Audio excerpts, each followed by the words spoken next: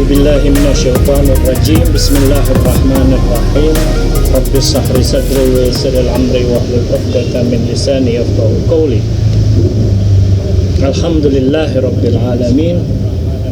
Ikhwan dan akhwat sekalian, di sini ana akan berusaha menjawab dari 12 pertanyaan yang dilontarkan oleh saudara Imad ya, tentang masalah silsilah atau nasab yang dirujuk atau yang berdasarkan katanya melalui Ibn Samroh. Nah, di sini ana tidak akan menjawab semua dari pertanyaan yang ada ya. Karena nanti dari jawaban ana akan berkaitan dengan pertanyaan-pertanyaan yang lain. Jadi yang perlu kita ketahui yaitu pertanyaan atau soal yang pertama, yaitu yang diajukan mengapa Ibnu Samroh, yaitu dalam kitabnya Tabaqat Fuqaha Al-Yaman tidak menyebut 8 nama keluarga Ba'alawi yang masa hidupnya sebelum Ibnu Samroh meninggal atau semasa dengan hidup beliau, yaitu Ibnu Samroh. Nah, perlu kita ketahui di sini, jangan di-skip dan dengarkan sampai habis jawaban ana. Karena kalau hanya setengah-setengah atau sepenggal tidak akan bisa menyelesaikan jawaban dari keseluruhan atau memahaminya. Nah, sebelum menjawab pertanyaan Imad ya, harus kita ketahui siapa Ibn Samroh ini. Nah, karena apa? Karena kalau kita mengetahui siapa Ibn Samroh ini, maka kita akan bisa tercover jawaban untuk soal-soal berikutnya. Jadi sekali lagi bahwa kita harus mengenal siapa Ibn Samroh dan kitabnya yang bernama Tabaqatu Fuqaha Al-Yaman. Nah, itu. Nah, sebelum ana menjawab identitas Ibnu Samroh, perlu ana kasih mukadimah. Setiap mazhab itu mempunyai kitab rujukan masing-masing. Seperti Ahli Sunnah mempunyai kitab rujukannya Kitabus Sittah, 6 kitab. Dan mereka meyakini riwayat-riwayat dari 6 kitab atau Kitabus Sittah ini otentik setelah Al-Quran. Demikian pula dengan mazhab Ahlul Bait, yaitu Syiah Imamiyah, mempunyai kitab rujukan yang disebut dengan Kutubu Arba'ah, 4 kitab. Tapi ada perbedaan. Mazhab Ahlul Bait tidak meyakini tidak meyakini semua yang ada di kitab Kutub Arba'ah itu sahih riwayatnya. Ada juga yang tidak sahih. Berbeda dengan Ahli Sunnah tadi. Nah, ini adalah yang harus kita pahami terlebih dahulu kitab rujukan. Nah, seandainya ada permasalahan ya, ada permasalahan yang tidak ada riwayatnya di kitab-kitab rujukan dua mazhab ini, tapi adanya di kitab-kitab lain, apakah kita akan menghukumi permasalahan itu tidak ada? Tidak demikian caranya.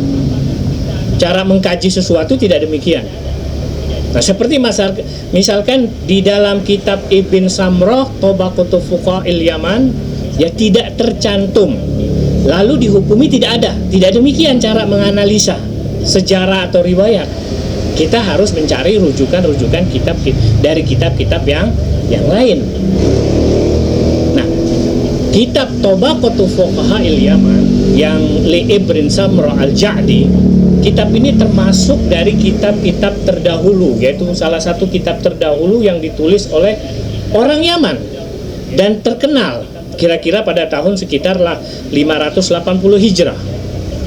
Dan ia menulis dalam kitab itu ada 7 tabaqat atau tingkatan dari zaman ke zaman, yang dimulai dari zaman Rasulullah hingga ke zamannya dia hidup, yaitu Ibn Samroh.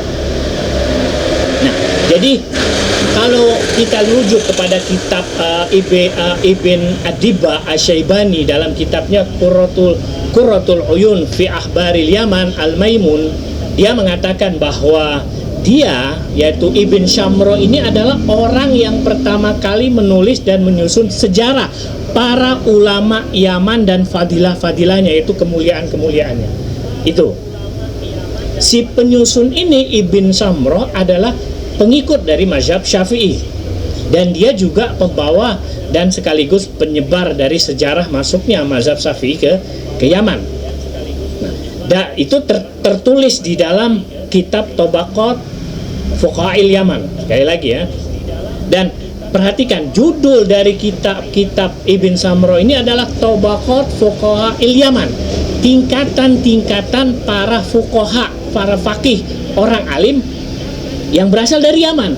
Bukan tabaqat silsilah, bukan tingkatan-tingkatan yang menjelaskan nasab. Tidak ada hubungannya. Dari judulnya kita sudah bisa memahami kitab itu.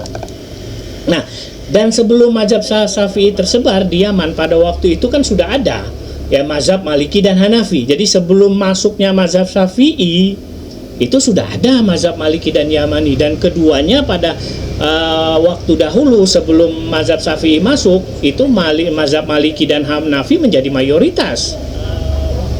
Itu perlu diketahui. Dan kita juga perlu mengetahui sebelum kitab Ibn Samroh ini tenar dan meluas dan menjadi rujukan mazhab Syafi'i saat itu dan sekarang, itu sudah ada kitab-kitab yang lain yang tenar, yang terkenal, seperti misalkan Jami'us Sunan, kitab Ma'mar bin Rashid Al-Bashri. Dia lebih tua dari kitabnya Ibn Malik, yaitu Imam Malik, dari kitabnya Imam Malik Muwatta. Juga Jami'us Sunan milik dari Abdul Razak As-San'ani. Dan ada kitab-kitab yang lain yang di kitab Tabaqatu Fuqaha'il Yaman ini disebutkan. Nah, jadi apa? Kitab-kitab fikih Syafi'i milik orang Yaman pada saat itu hanya dikenal di kalangan ulama Yaman saja, di dalam lingkup ulama Yaman, tidak dikenal sampai keluar dari orang Yaman atau daerah Yaman atau negara Yaman. Dan di sini si mu'alif Ibn Samroh menyusunlah sebuah kitab yang bernama Kitab Tabaqatu Fuqaha'il Yaman. Itu kitab tingkatan-tingkatan atau orang-orang alim. Orang-orang alim yang berasal dari Yaman, ahli Yaman. Nah, penulis sama sekali bukan ingin membahas keturunan nasab dari Rasulullah yang ada di Yaman. Itu kitab itu. Nah, kalau Imad mengatakan tidak ada di kitab Tabaqat Fuqaha'il Yaman, kitab itu sebenarnya bukan membahas tentang keturunan Yaman. Membahas tentang apa? Tentang ulama-ulama yang berasal dari negara Yaman, baik dari keturunan ataupun bukan, silsilah Rasul. Ana bahas lagi ya. Jadi penulis ini Ibn Samroh ingin mensinkronkan orang-orang alim yang berasal dari Yaman, yaitu yang asli Yaman, dengan para orang-orang alim yang berasal dari luar Yaman. Dia ingin mensinkronkan, menghubungkan dengan sampai nanti kepada Rasulullah. Nah, kalau kita lihat di dalam muqaddimah, di dalam kitab Tabaqat Fuqaha'il Yaman itu disebutkan di halaman 142, dikatakan wajhu ittisalil fiqhi bi Rasulillah sallallahu alaihi wasallam ma'a ma yandarid fihi min zikri tarikh fuqaha'il Yaman wa ghairihim. Jadi Ibn Samroh ingin mensinkronkan, ingin mengangkat derajat para ahli ulama-ulama Yaman ini hingga apa? Terkenal, hingga keluar Yaman dan nyambung nanti kepada Rasulullah, bukan secara silsilah tetapi secara peran mereka di dalam kancah keislaman, keilmuan mereka itu. Dan mu'alif Ibn Samroh ini ingin memaparkan sejarah yang terjadi di masa itu, bukan ingin memaparkan masalah nasab atau keturunan. Tidak ada. Coba baca, Ana sudah baca. Jadi kitab Ibn Samroh tidak sama sekali membahas keturunan Nabi SAW, apalagi Ba'alawi. Kitab itu bukan kitab nasab atau kitab silsilah, bukan. Kitab sejarah orang-orang alim yang ada di Yaman.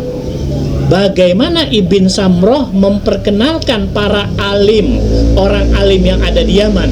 Bagaimana Ibn Samroh memperkenalkan para fakih yang ada di Yaman ke dunia luar, yaitu keluar Yaman. Tujuan Ibn Samroh bagus, mulia. Lalu dibelokkan 180 derajat dan dijadikan oleh seorang yang bernama Imad ini, dijadikan sebagai bukti bahwa itu kitab nasab. Itu bukan kitab nasab. Itu adalah kitab Tabaqatu Fuqaha'il Yaman. Tabaqah itu tingkatan, tahapan. Fuqaha itu fakih, orang alim. Bukan nasab, bukan silsilah, bukan. Yaman, orang Yaman. Jadi arti Tabaqat itu tingkatan dari zaman ke zaman, bukan silsilah fuqaha Yaman, bukan. Memang nanti disebutkan bahwa orang alim ini bin ini, itu memang seperti itu. Kabilah-kabilah Arab pasti menyebutkan bin. Kalau ingin memperkenalkan dirinya supaya mengetahui dia ini dari mana asalnya, gitu. Jadi dalam kitab Ibn Samroh tidak menyebut para ulama Yaman saja, tapi di dalam kitab Tabaqat Fuqaha'il Yaman itu juga menyebutkan ulama yang bukan berasal dari luar Yaman. Jadi di awal kali, yaitu sebelum menjelaskan apa itu Tabaqat, dia menulis berjalannya, Ibn Samroh ini menulis berjalannya sejarah Rasulullah, sejarahnya Rasulullah dan para sahabat, yaitu dari kaum Ansor dan Muhajir. Itu di dalam Tabaqat itu, Tabaqat yang sebelum dia sebelum tingkatan pertama hingga tingkatan ke-7. Nah, dia menulis tentang sejarah Rasulullah, para sahabat maupun dari kaum Ansor dan Muhajir, dan juga menjelaskan tentang siapa Khulafaur Rasyidin itu. Nah, setelah itu penjelasan sejarah Rasulullah dan para sahabat dan khulafa ini, baru dia memulai dengan menjelaskan Tabaqat tingkatan pertama, yaitu tingkatan para pertama dari ulama Yaman yang di awal. Bukan masalah nasab Ba'alawi, tidak ada di kitab itu. Pertama dia sebutkan di dalam kitabnya seperti Abu Abdurrahman At-Ta'us bin Kaisan Al-Yamani, Maula Abnaul Furas. Nasabnya bersambung, Abu Abdurrahman Ta'us nasabnya bersambung kepada Al-Khalabazi atau Al-Hamadani Al-Yamani. Riwayatnya apa? Riwayatnya mengatakan ia berguru kepada Abu Hurairah, kepada Ibn Umar, kepada Ibn Abbas. Nah, itu bisa dirujuk pada kitab Tarisan halaman 192. Anaknya Abdullah bin Ta'us, seorang fakih juga. Abdullah bin Fairuz Dailami, Sahib bin Zubair. Juga dia adalah orang yang dekat dengan siapa? Dengan Abu Hurairah dan Ibn Abbas. Dia hidup pada waktu itu. Dia sebelum Tabaqah. Sebelum masuk kepada tingkatan orang alim Yaman. Nah, lalu apa? Ada juga Hujair bin Qais Al-Madari. Ada lagi juga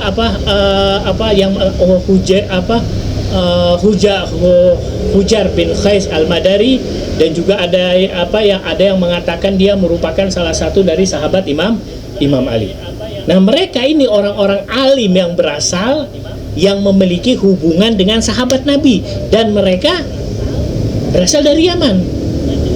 Dan ada juga mereka yang tabiin. Dan kitab ini sama sekali tidak membahas tentang silsilah. Orang alim Yaman mempunyai kedekatan dengan Nabi dan sahabat Nabi atau tabi'ut tabi'in. Itu tingkatan yang pertama. Jadi banyak orang Yaman, orang-orang alim Yaman, orang-orang ulama besar Yaman, yaitu yang hidup pada zaman tabi'in dan juga tabi'ut tabi'in.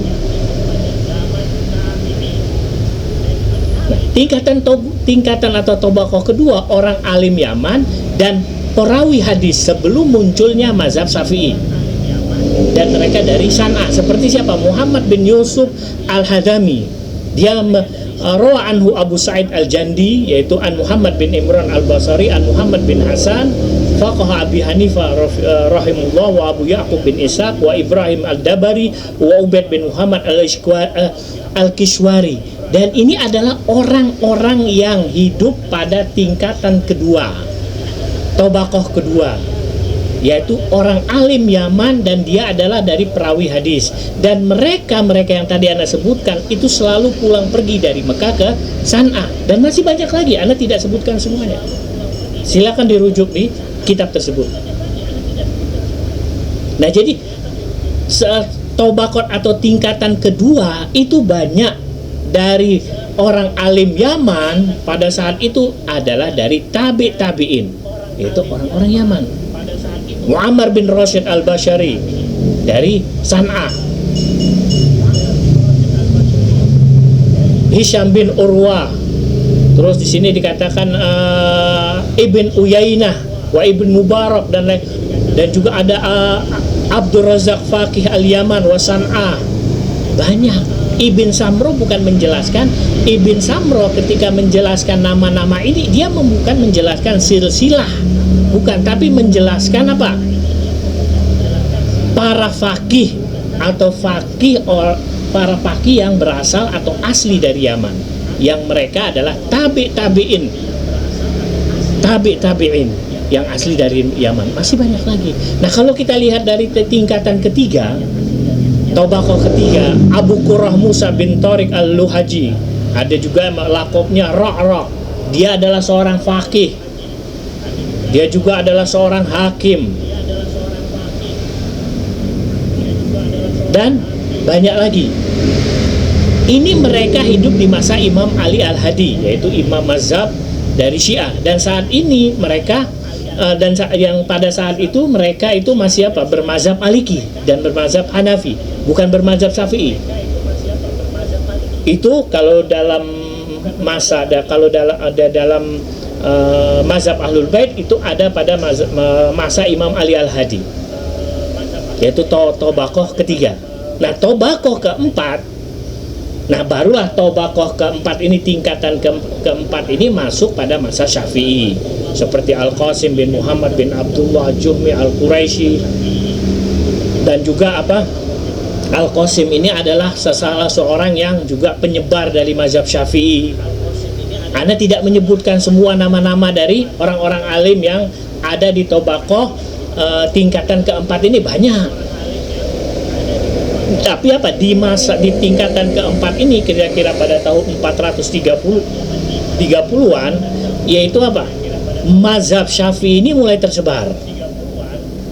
Sekali lagi ya, di tingkatan ini, yaitu di tingkatan keempat ini, tidak ada juga pembahasan menyebut tentang nasab atau silsilah Ibn Samro ini, tidak.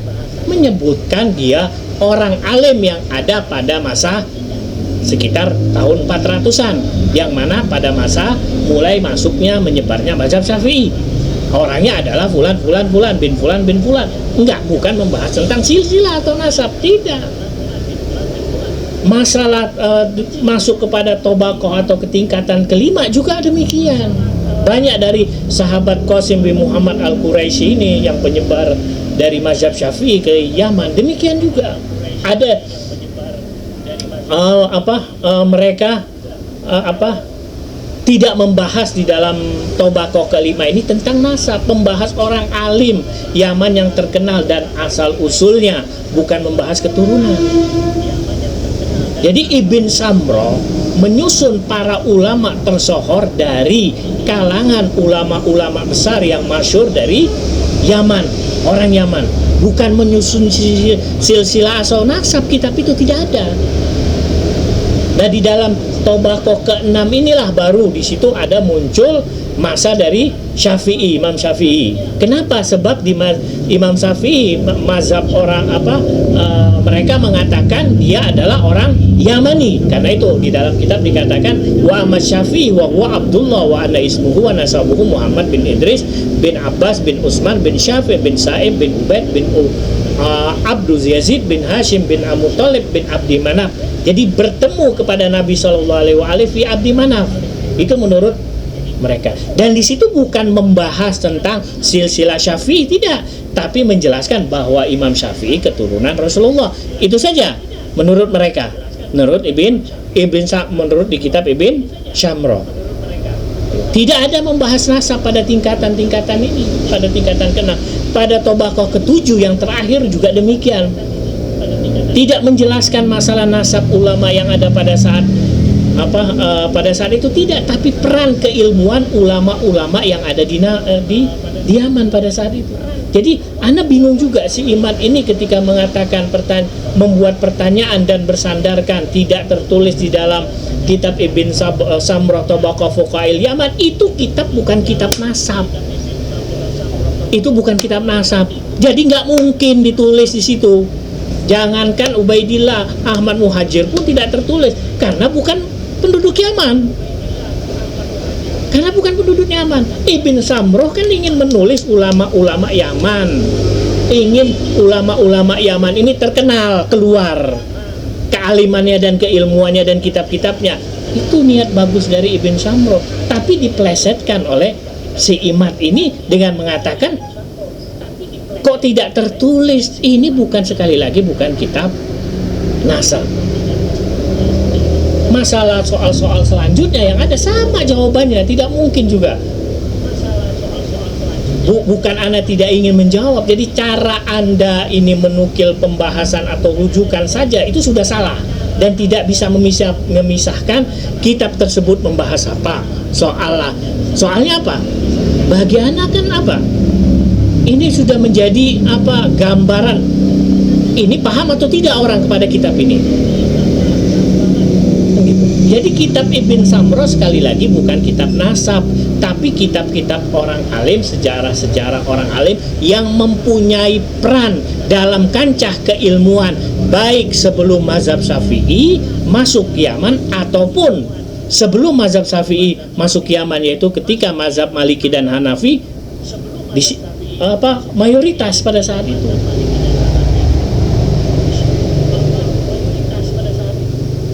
Jadi apa? Jadi sekali lagi, jadi tidak usah kita berbelit-belit menjawab ini. Karena apa? Yang dijadikan rujukan saja udah salah. Itu saja yang Anda tidak akan menjawab soal-soal yang lain karena itu saja sudah salah fatal tentang sandaran yang dijadikan untuk rujukan dia sebagai silsilah. Karena itu bukan kitab nasab, bukan kitab silsilah, tapi itu adalah kitab apa? Itu adalah kitab sejarah orang-orang alim Yaman. Namanya saja apa? Tobaqatu Fuqaha'il Yaman, bukan Tobaqatu Silsilatil Yaman, bukan. Ini saja. Wassalamualaikum warahmatullahi wabarakatuh.